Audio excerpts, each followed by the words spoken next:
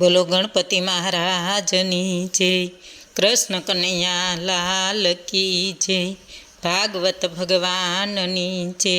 સ્કંદ બીજો. બુદ્ધિશાળી મનુષ્યે મરણ વખતે શું કરવું? બોલો ભાગવત ભગવાનની જય. સુખદેવજી કહે છે, હે પરીક્ષિત રાજા, તમે મને પ્રશ્ન કર્યો હતો કે બુદ્ધિશાળી મનુષ્યએ મરણ વખતે શું કરવું? દેવયોગે મનુષ્ય તત્વ પામેલાએ મૃત્યુ વેળા હરિકથાનું શ્રવણ વગેરે કરવાનું મેં તમને કહ્યું.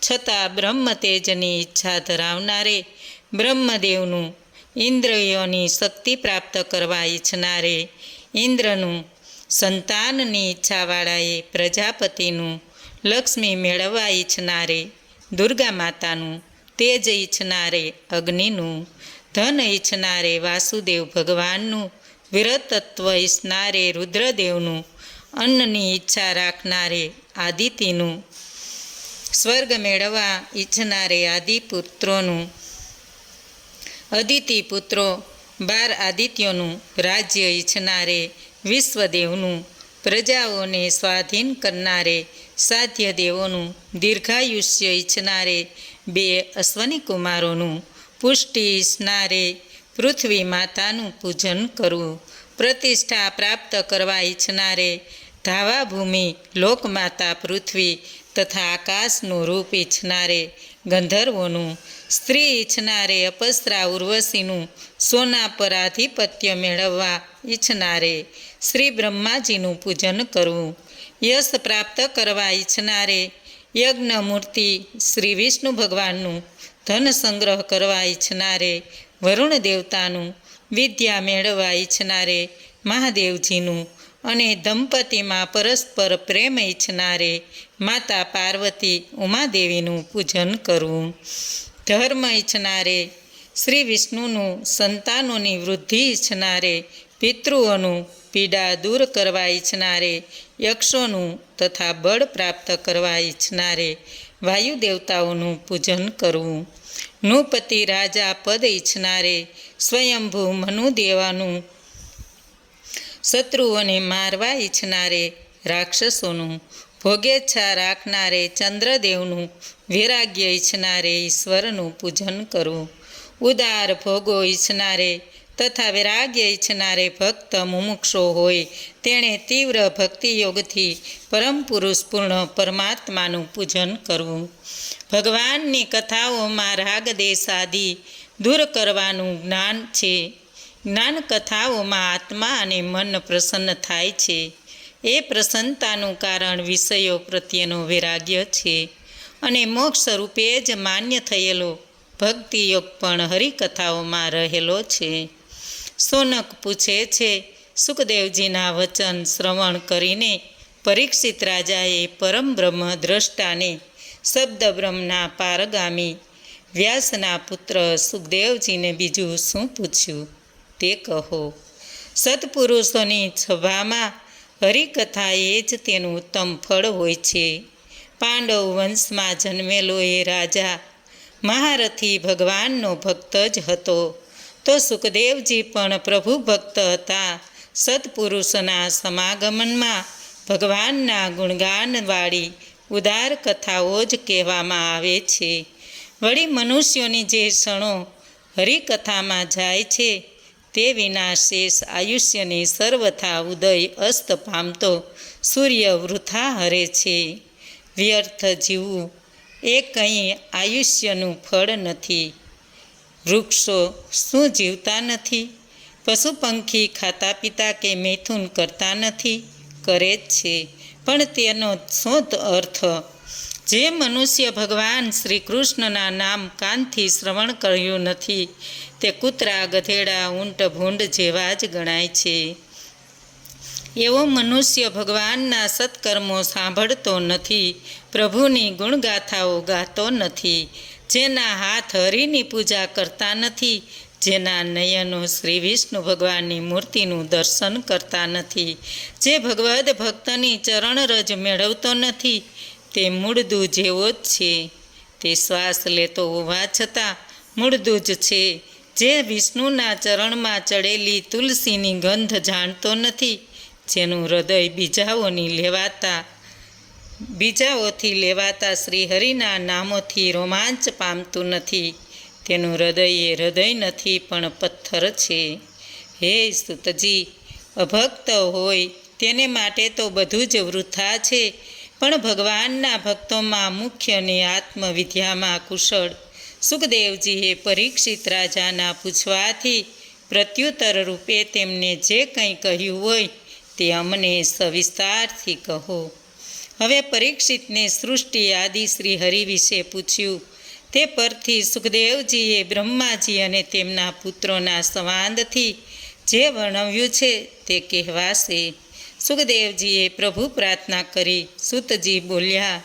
સુખદેવજીના તાત્વિક વચન સાંભળીને ઉત્તરા પુત્ર રાજા પરીક્ષિતે પોતાની નિર્મળમતી શ્રી કૃષ્ણ ભગવાનને સમર્પિત કરીને પોતાના શરીર, સ્ત્રી, પુત્ર, સગા સંબંધીઓ, રાજપાટ વિશેની મમતાનો સદાને માટે ત્યાગ કર્યો.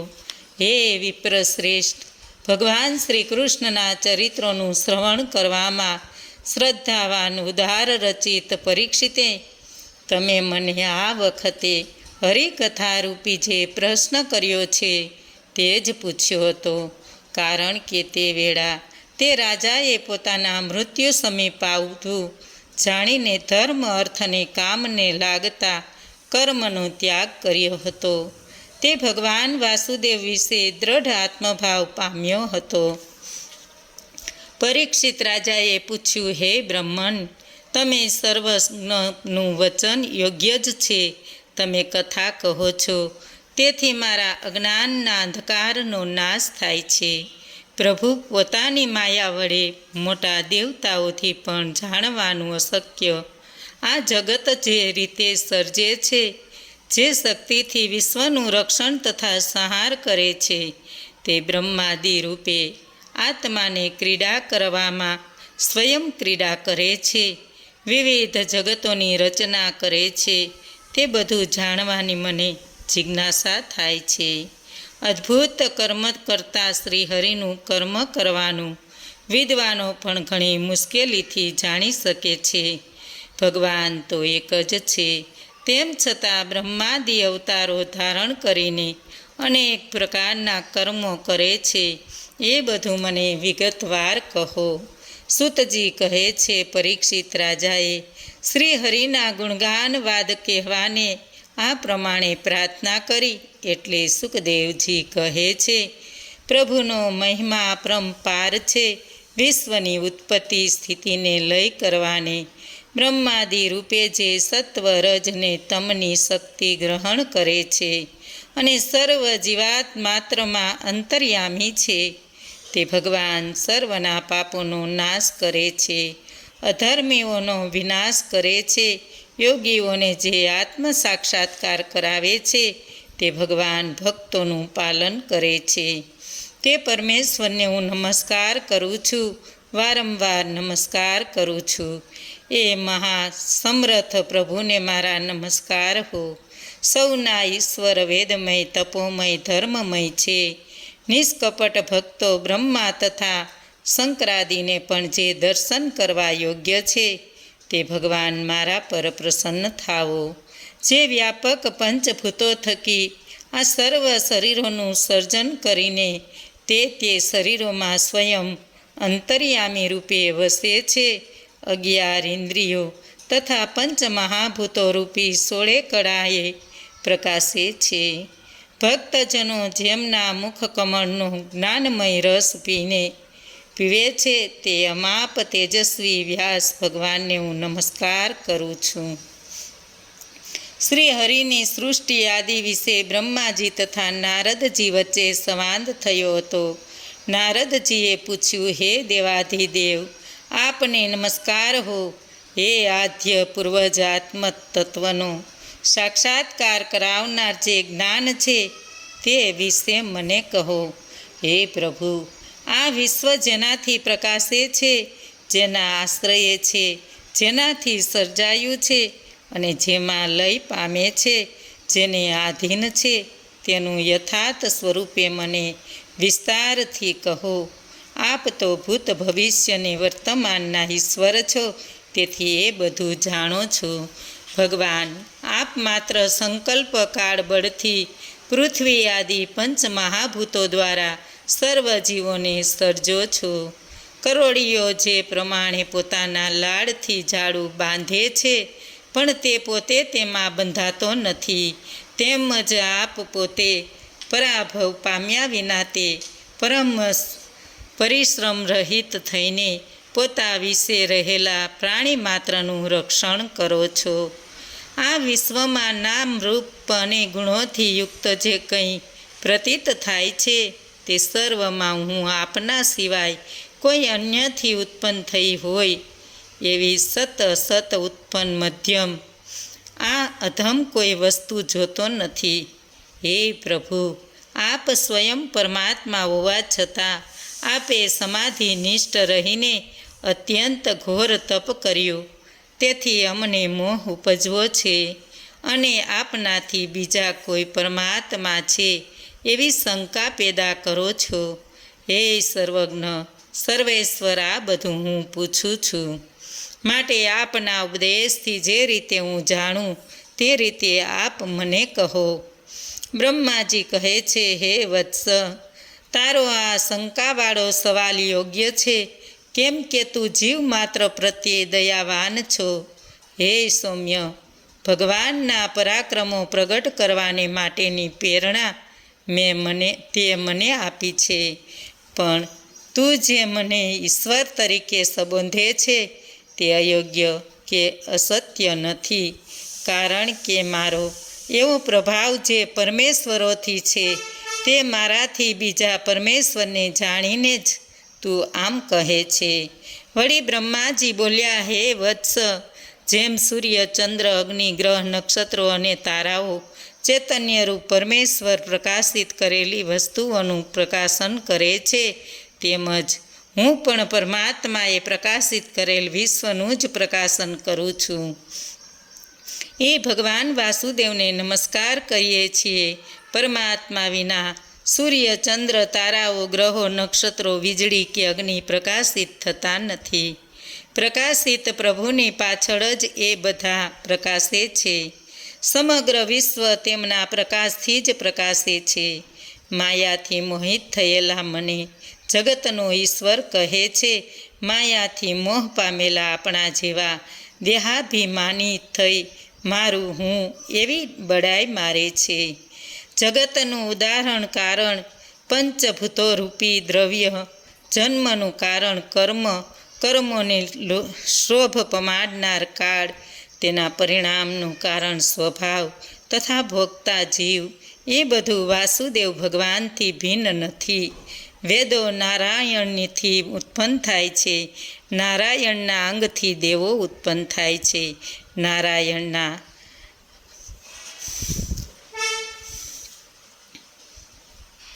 વેદો નારાયણથી ઉત્પન્ન થાય છે. નારાયણના આનંદના એક અંશરૂપ લોકો છે, તથા યજ્ઞ નારાયણની પ્રાપ્તિનું સાધન છે. યોગથી સાધ્ય જ્ઞાનને, તે જ્ઞાનથી સાધ્ય ફળ, મોક્ષ, એ બધું નારાયણ પરાયણ જ છે.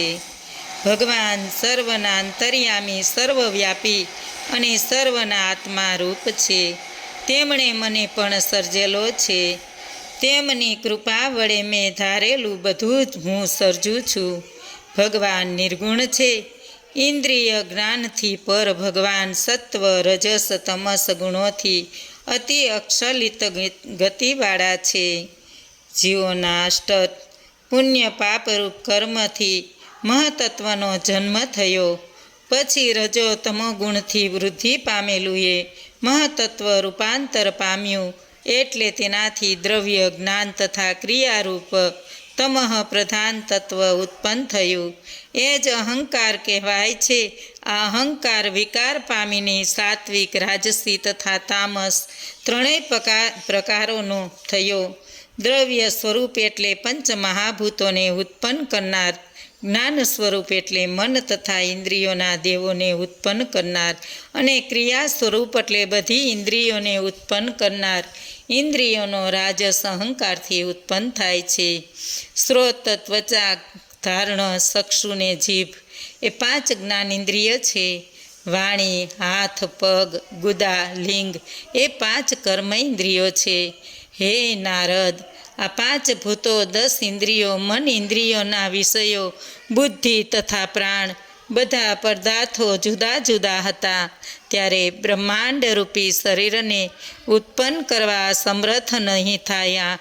પણ ઈશ્વરની શક્તિથી પ્રેરણા પામેલા તે પદાર્થો એકઠા મળીને મુખ્ય તથા ગૌણ ભાવનો આશ્રય કરીને વ્યષ્ટિ તથા સમષ્ટિ રૂપ બ્રહ્માંડ શરીર ઉત્પન્ન કર્યું. એ નિર્જીવ બ્રહ્માંડ જળમાં રહેલું હતું. તેને સહસ્ત્રો વર્ષો પછી પરમાત્માને કાળ, કર્મ તથા સ્વભાવમાં સ્થિત કરીને સચેતન કર્યું. અર્થાત પરમાત્માએ નિર્જીવ બ્રહ્માંડ શરીરમાં જીવ સ્વરૂપે પ્રવેશ કર્યો. એ વિરાટ પુરુષના મુખથી બ્રાહ્મણો, બાહુઓથી ક્ષત્રિયો, સાથળમાંથી વૈશ્યો તથા 2 પગોમાંથી શૂદ્રો ઉત્પન્ન થયા છે. વેદ મંત્ર પણ કહે છે, એ વિરાટ પુરુષના 2 ચરણમાં કેળ સુધી ભૂલોક, નાભીમાં ભુવલોક, હૃદયમાં સ્વર્ગલોક તથા છાતીમાં મહલોકની કલ્પના કરી છે. ડોકમાં જનલોક, 2 હોઠમાં તપલોક, મસ્તકોમાં સત્યલોક કલ્પેલો છે. વૈકુંઠ નામે જે બ્રહ્મલોક તે તો સનાતન છે. વ્યાપક વિરાટ પુરુષની કટીમાં અતલની 2 સાથળમાંથી વિતલની, 2 ઘૂંટણોમાં પવિત્ર સુતલની, 2 પિંડીઓમાં તલાતલની, 2 ઘૂંટીમાં મહાતલની, પગમાં બંને ફણામાં રચાતલની અને પગના તળિયામાં પાતાળની કલ્પના કરી છે. આમ વિરાટ પુરુષ સર્વલોકમય છે. તેમનામાં ભૂલોક, ભૂલોકની, સ્વર્ગલોકની એમ ત્રિલોકની કલ્પના કરી છે. અધ્યાત્માદિ ભેટથી વિરાટ પુરુષની વિભૂતિ કહી છે અને પૂર્વોક્ત સર્વ હકીકતો પુરુષ સૂતકથી દ્રઢ કરી છે. બ્રહ્મદેવ કહે છે, હે વિરાટ પુરુષનું મુખ આપણા સૌની વાયક ઇન્દ્રિયનું તથા તે ઇન્દ્રિયના દેવ અગ્નિદેવનું, તેમની 7 ધાતુઓ, ગાયત્રી વગેરે 7 છંદોનું, ગાયત્રી, ઉષ્ણિક, બૃહતિ, પંક્તિ, જગતિ, ત્રિષ્ટુપ તથા અનુષ્ટુપ એ 7 છંદોનું ઉપસ્થિત સ્થાન છે.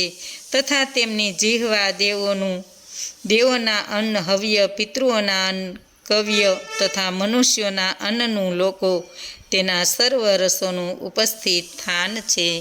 વળી હું તું મહાદેવ આ મરીચ્યાદિ મુનિઓ, સનકાદિ કુમારો, દેવો, અસુરો, મનુષ્યો, પશુ પક્ષીઓ, મૃગલા પેટે ચાલનારા પ્રાણીઓ, ગંધર્વો, યક્ષો, અપસરાઓ, રાક્ષસો, ભૂતો, પિતૃઓ, વિદ્યાધરો, સિદ્ધો, ચારણો, વૃક્ષો, જળચર પ્રાણીઓ, સ્થળ આકાશચારી પ્રાણીઓ, ગ્રહો, નક્ષત્રો, તારાઓ, ધૂમકેતુઓ, મેઘો, વીજળીઓ, ભૂત, ભવિષ્ય, વર્તમાનમાં વહેતું જે દીઠામાં આવે છે તે સઘળું એ વિરાટ પુરુષ રૂપ છે. એ વિરાટ રૂપમાં આ જગતમાં જગત કરતાં એ અધિક સ્વરૂપે પ્રાપ્ત છે, વ્યાપ્ત છે. સૂર્યનારાયણ જે પ્રમાણે પોતાના મંડળને તથા મંડળની બહારની વસ્તુઓને પ્રકાશિત કરે છે, તે જ રીતે વિરાટ પુરુષ પણ આ બ્રહ્માંડને તથા બ્રહ્માંડની બહાર સર્વને પ્રકાશિત કરે છે. એ વિરાટ પુરુષે સર્વ નાશવંત કર્મફળોનો ત્યાગ કર્યો છે. તેથી તે માત્ર સર્વાત્મા જ છે. અમૃત તત્વરૂપ આત્માનંદ મોક્ષના પણ પરમાત્મા છે. ભગવાને મહલોક ઉપર આવેલ જન, તપ અને સત્યલોકમાં અમૃત, અવિનાશી સુખ અને અભય મોક્ષરૂપ રાખ્યા છે. મહલોક પ્રલય કાળે છોડવું પડે છે. તેથી ત્યાં અવિનાશી સુખ નથી, પણ જનલોકમાં અવિનાશી સુખ છે. પણ ત્યાં વસનારાઓને મનમાં થોડી ચિંતા રહે છે. ત્યાંથી આગળ તપલોકમાં લગીરે ચિંતા નથી. ત્યારથી સુખ પીડા રહિત છે ને સત્યલોકમાં તો કેવળ મોક્ષ સુખ જ છે. મહાલોક ઉપર ત્રણેય લોકોને નૈષ્ટિક બ્રહ્મચારી વાનસ્પસ્થ સંન્યાસીના નિવાસ સ્થાનો છે. ગૃહસ્થાશ્રમી ત્રિલોકમાં ભૂલોકને સ્વર્ગલોકમાં જ નિવાસ કરે છે. અનેક લોકોમાં જનારા આત્મા કર્મભોગ તથા મોક્ષ પ્રાપ્તિના સાધનરૂપ બે માર્ગમાં જાય છે. એટલે કર્મફળના ભોગથી યુક્ત દક્ષિણ માર્ગમાં યા મોક્ષ પ્રાપ્તિના માર્ગમાં સાધનભૂત ઉત્તર માર્ગમાં જાય છે. કેમ કે એ માર્ગમાં એક અવિધા કર્મરૂપ છે ને બીજો વિદ્યા જ્ઞાન સાધન ઉપાસના રૂપ છે. આત્મા એ બંનેના આશ્રયવાળો છે. જેમનાથી આ બ્રહ્માંડ તથા પંચભૂતો ઇન્દ્રિયોને ગુણોમય વિષયો મન તથા બુદ્ધિમય વિરાટ પુરુષ ઉત્પન્ન થાય છે. વિરાટના અંતર્યામી આ પરમેશ્વરની નાભીમાંથી જ્યારે હું ઉત્પન્ન થયો ત્યારે એના અવયવો સિવાય બીજી કોઈ યજ્ઞની સામગ્રી મેં જોઈ નથી. પછી તે વખતે યજ્ઞની સામગ્રી તૈયાર કરવાની હતી. તેથી પશુઓ, વનસ્પતિઓ, દર્ભો, યજ્ઞભૂમિ, વસંત વગેરે કાળપાત્ર વગેરે વસ્તુઓ, ડાંગર આદિ ઔષધિઓ, ધાન્ય, ઘી વગેરે પદાર્થો, મધુર રસો, લાડુ, ધાતુઓ, જળ, માટી, ઋગ્વેદ, યજુર્વેદ, સામવેદ, ચાતુર્હોત્ર કર્મ, જ્યોતિષ્ટકમો વગેરે યજ્ઞોના નામો, સ્વાહાકાર આદિ મંત્રો, વ્રતો, દક્ષિણાઓ, દેવો, કર્મ પદ્ધતિના ગ્રંથો, હું આના વડે યજ્ઞ કરીશ એવો સંકલ્પ વગેરે સર્વ યજ્ઞ સામગ્રી એકઠી કરીને મેં સર્વના પરમેશ્વર તે જ યજ્ઞ પુરુષનું તેના વડે યજન કર્યું, ભગવાનનું યજન કર્યું. પછી મનુઓ, ઋષિઓ, દેવો, પિતૃઓ, દૈત્યો અને મનુષ્યોએ ભગવાનનું યક્ષ વડે પૂજન કર્યું, ભગવાનનું યજ્ઞો વડે પૂજન કર્યું. તે રીતે આ જગત નારાયણ ભગવાન વિશે રહેલું છે. ભગવાન તો નિર્ગુણ છે, તો એ સૃષ્ટિના આરંભે માયાના વિવિધ ગુણો ધારણ કરે છે. તેમની આજ્ઞાથી હું આ જગત ઉત્પન્ન કરું છું. શંકર જગતને સંહાર કરે છે. પરમાત્મા પોતે શ્રી વિષ્ણુનું સ્વરૂપ લઈને જગતનું રક્ષણ કરે છે. હે વત્સ, તે મને જે પ્રશ્ન કર્યો હતો તેનો ઉત્તર મેં ઉપર આપ્યો. ભગવાનથી કંઈ ભિન્ન નથી. હે નારદ, મારી વાણી કદાપી મિથ્યા થતી નથી. મારો સંકલ્પ કદી મિથ્યા થતો નથી. મારી ઇન્દ્રિયો કદીએ અવળે રસ્તે જતી નથી. મારા ભક્તિવાળા હૃદયથી શ્રીહરિ ધારણ કરાયેલા છે. હું વેદમય છું, તપમય છું. હું તમને તથા મહાદેવ સુધા જેમના પરમાર્થ સ્વરૂપને જાણતા નથી, તો પછી અન્ય દેવો તો ક્યાંથી જાણે? આપણે એટલું જાણીએ છીએ કે આ પ્રપંચરૂપ જગત ભગવાનની માયાથી બનેલું છે. આપણે જેમના અવતારના કર્મો ગાઈએ છીએ, છતાં જેમને યથાર્થ સ્વરૂપને જાણતા નથી. તે પરમાત્માને નમસ્કાર. ભગવાન અજમ્મા છે. તે પોતા વડે પોતાને જ સર્જે છે, પાડે છે અને સહારે છે. તે કેવળ જ્ઞાન સ્વરૂપ સત્ય તત્વ, વિષયો રહિત, સર્વના અંતર્યામી, સત્ય સ્વરૂપ, જન્મ નાશ રહિત અને અદ્વૈત છે. શુદ્ધ અને શાંત મનવાળા મુનિઓ ભગવાનને જાણે છે. ભગવાનનું સ્વરૂપ પ્રકાશમાન છે. પ્રકૃતિ પ્રવર્તક પુરુષ તરીકે તેમનો પ્રથમ અવતાર છે. આ જગતનું સર્વકાય ભગવાનના ઐશ્વર્યવાળું, તેજવાળું, ઇન્દ્રિય શક્તિવાળું પરમાત્માની જ વિભૂતિ છે. સર્વત્ર વ્યાપક પરમાત્માના લીલા અવતારોને વિદ્વાનો વર્ણવે છે. તે હવે હું ક્રમશ વર્ણવું છું, તેનું શ્રવણ કરો. બોલો કૃષ્ણ કનૈયા લાલ કી જય. ભાગવત ભગવાનની જય. આજનું ભાવપુષ્પ શ્રી કૃષ્ણ અર્પણમ.